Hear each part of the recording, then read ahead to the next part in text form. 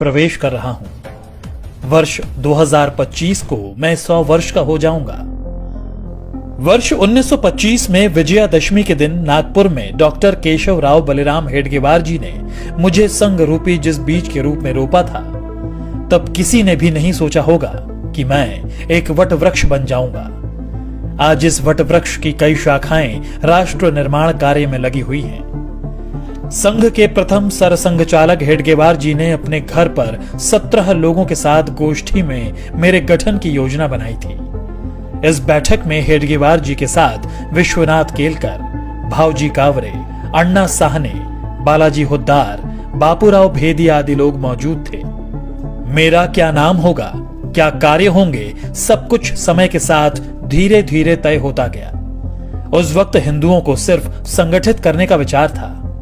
यहां तक कि संघ का नामकरण राष्ट्रीय स्वयंसेवक संघ भी 17 अप्रैल 1926 को तय हुआ। इसी दिन हेडगेवार जी को सर्वसम्मति से संघ प्रमुख चुना गया, लेकिन सरसंघ चालक वे नवंबर 1929 में बनाए गए। मेरे नाम के अस्तित्व में आने से पहले 3 नामों पर विचार मंथन हुआ, जो थे राष्ट्रीय स्वयंसेवक संघ, जरीपटका मंडल और भारतोद्वारक मंडल, जिसके लिए बाकायदा वोटिंग भी हुई।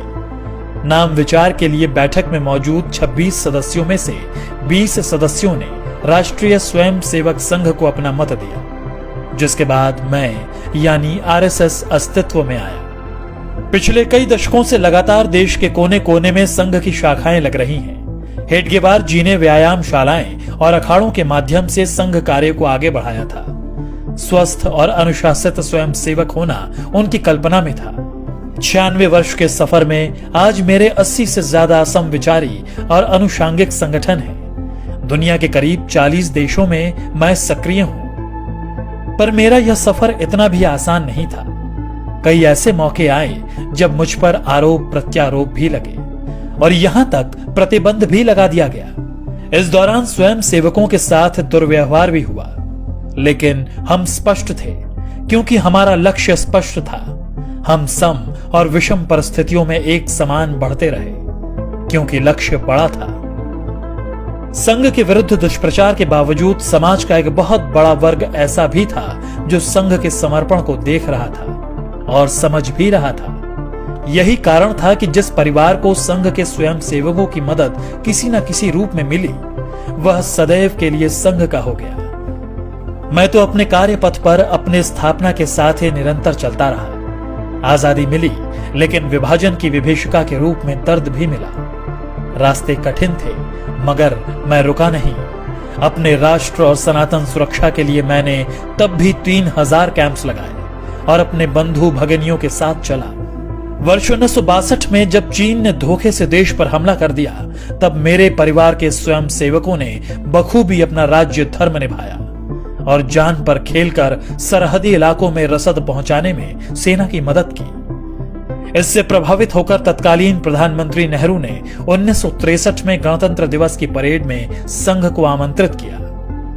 स्वयंसेवकों ने उस गणतंत्र दिवस की परेड में पूर्ण गणवेश के साथ भाग लिया और अपनी सादगी सात्विकता से सबको अवगत कराया था। इसके बाद वर्ष 1965 में पाकिस्तान से युद्ध के दौरान भी स्वयंसेवकों ने महत्वपूर्ण भूमिका निभाई। तमाम विरोध और सभी कठिनाइयों के साथ संघ अपने पथ पर निरंतर आगे बढ़ता रहा। आपदा हो या युद्ध, मेरा संकल्प भारत समर्पित। कभी 25 स्वयंसेवकों से शुरू हुआ संघ आज विशाल संगठन के रूप में स्थापित है।